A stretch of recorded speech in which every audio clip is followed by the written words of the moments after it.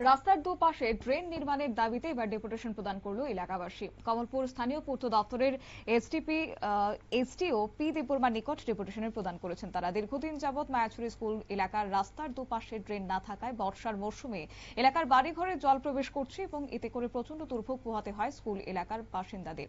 ফুলচুরি থেকে মায়াছড়ি রাস্তাটি ইন্ডাস্ট্রিয়াল রাস্তা বলে পরিচিত, তবে বর্তমানে রাস্তার কাজ অর্ধেক রয়েছে। বাকি রাস্তার কাজ ইদানিং শুরু হয়েছে, কিন্তু রাস্তার পাশে থাকা পাকা ড্রেনের জন্য বরাদ্দ নেই, যার কারণে তারা ডেপুটেশনে শামিল হয়েছে। কি বলছেন শুনুন।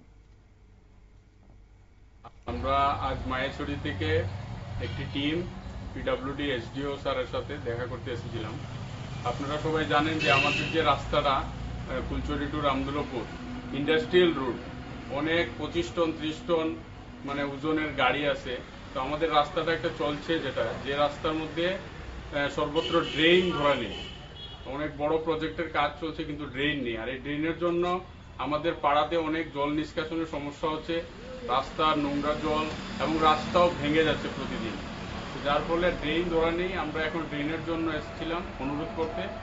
এখন এসডিও সাহেবের বক্তব্য হলো উনি যাবেন, গিয়ে প্র্যাকটিক্যালি দেখে উনি বলছেন যে এক সাইড হলো ড্রেনের ব্যবস্থা উনি করবেন, এই আশ্বাস আমাদেরকে উনি দিয়েছেন।